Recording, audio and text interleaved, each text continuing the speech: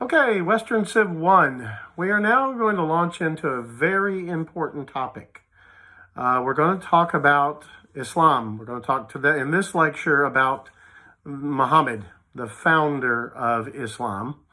And then we'll talk about the beliefs of Islam. Now, the reason we hit it here is because after the collapse of the Western Roman Empire and the creation of the Germanic kingdoms in Western Europe, as I talked about, the Eastern Roman Empire continued to exist.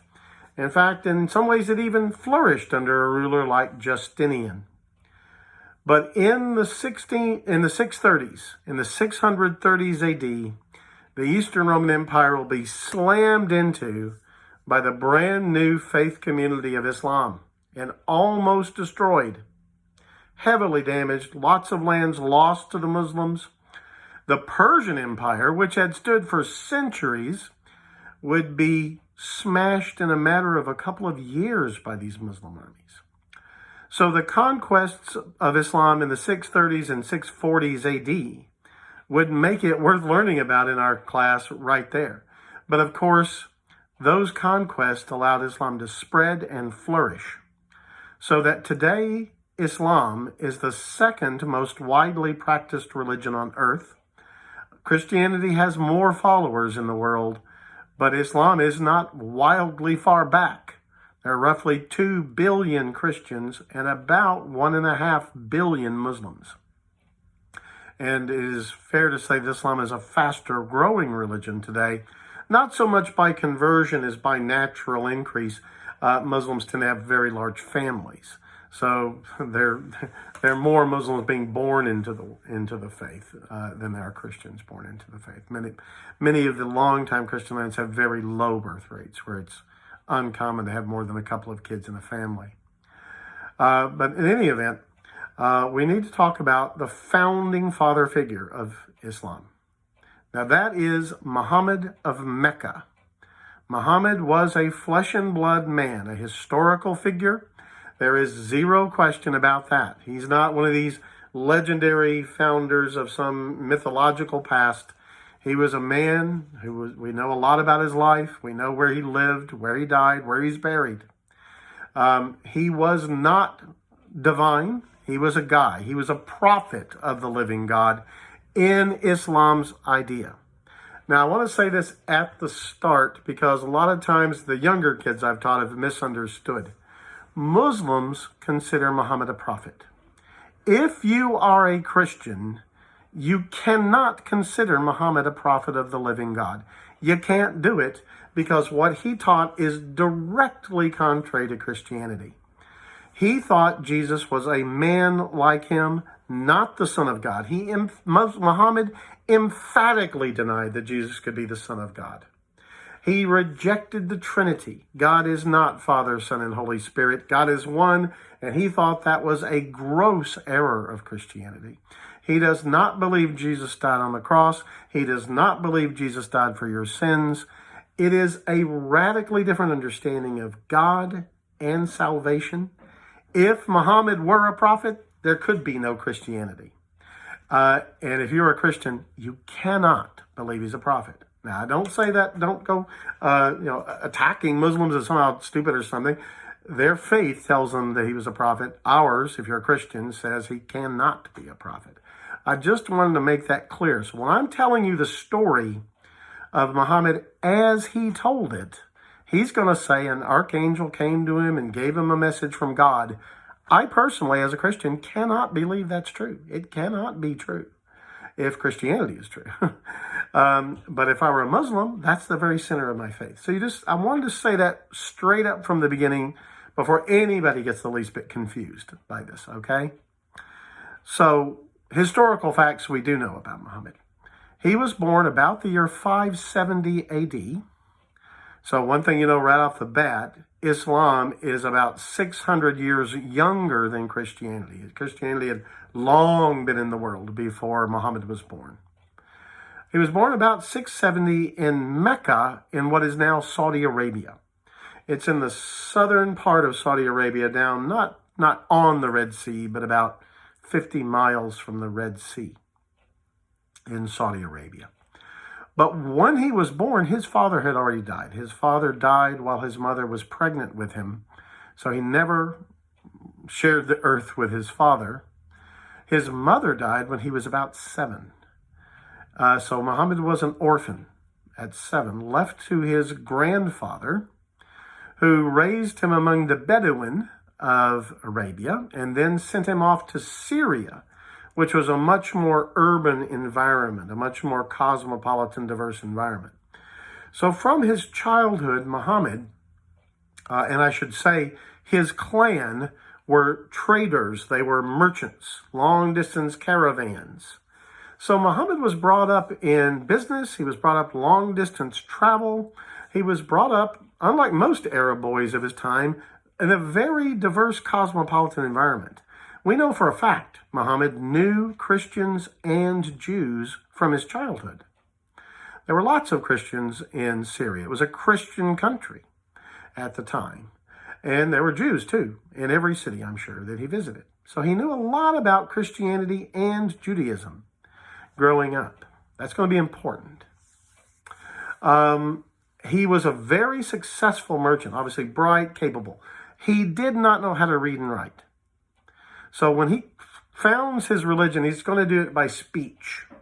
And as many people who couldn't read and write at the time, and that was a lot of people, don't think that was uncommon. Most people couldn't read and write in that era.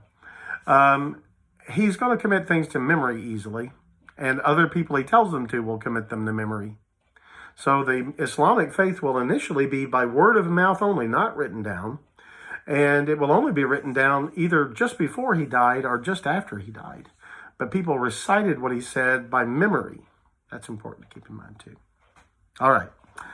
When he was a young man of about 25, he was hired as the manager of caravans for a rich widow named Khadija.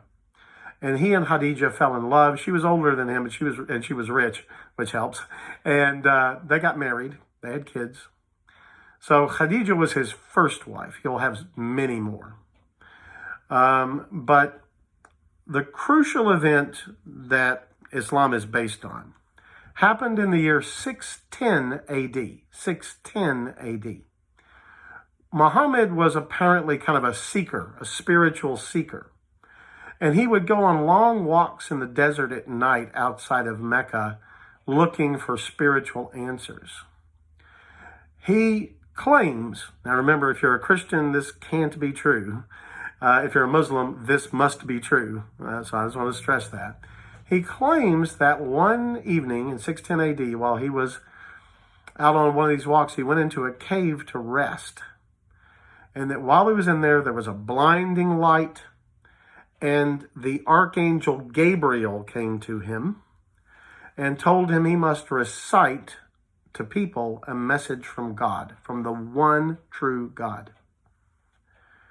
And apparently Muhammad, taken aback by this angelic visitation, as he claimed, said, I'm not the guy. Just like Moses was very hesitant at the burning bush, Muhammad was very hesitant. He said, no, I'm not your guy. I'm a scholar. I don't know anything about these things. Just a businessman.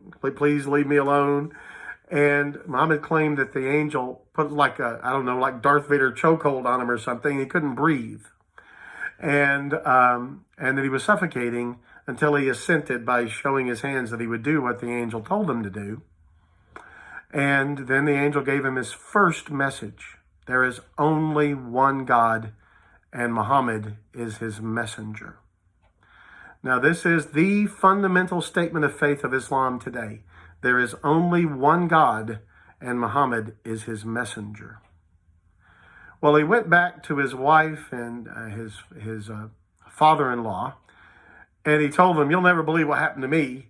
This angel gave me this message, and I'm supposed to be the messenger of this one true God. And he thought they'd laugh at him, but they said, no, you got to tell people. If an angel tells you to do this, you got to do it.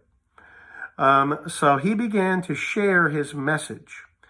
And over the next 20 years, Muhammad will say he got a continual stream of messages from the angel.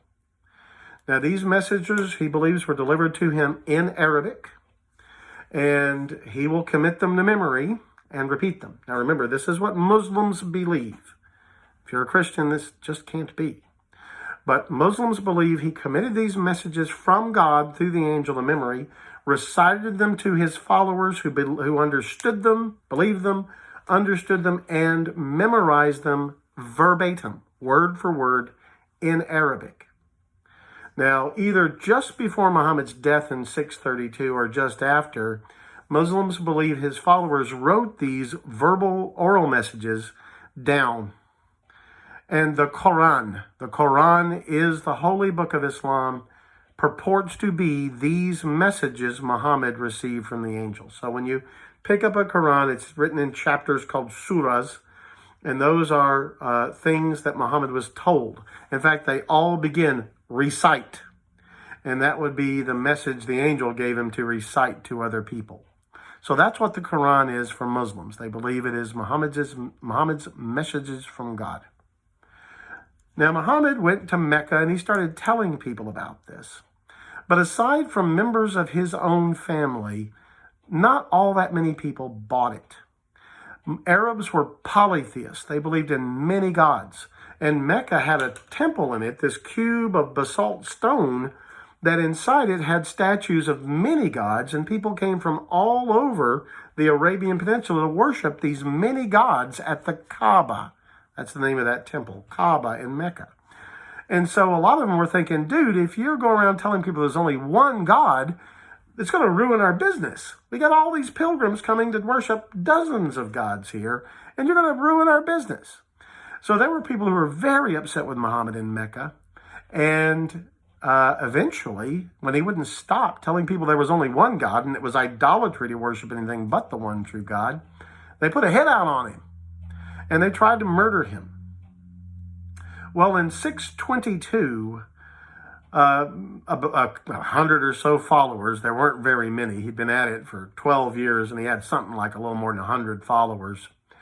Muhammad led his followers out of Mecca, where they were obviously in danger from most people. He went to a town a couple of 100 miles away that was called Yathrib.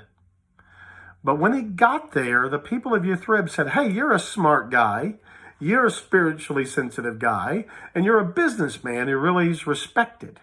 We've got a feud going on in Yathrib, and we need somebody to mediate that feud. We need a peacemaker to come in and settle our business arrangements so one side's not thinking they're getting cheated. And we think you, Muhammad, are the guy. And Muhammad did bring peace to Yathrib. And the people were so grateful, they started listening to his religious message about only one God. And Yathrib became the first true Muslim town, first true Muslim city. There, the Muslims would say the Ummah was founded, the Muslim community, the brotherhood of all Muslims in Yathrib. It now is called, Yathrib is today called Medina. Medina. And Muhammad's house was there. Muhammad is buried there today. And it is the second holiest city. Mecca's number 1, Medina's number 2, Jerusalem's number 3. Probably in the next lecture I'll have to tell you why. But in Medina, Muhammad put the religion together. He established the fundamental rules of living. The basic law, the Sharia law of Islam, was created in Medina in this first community over a period of about 8 years. And the whole community there became Muslim. We'll continue the story in the next lecture because it's important to understand its history, to understand how it interacts with Christians and Jews later. But tune in for the next lecture to find out what happens after Muhammad establishes his faith and its community in the town of Medina in Arabia. That was after 622 and before 630 AD. See you soon. God bless.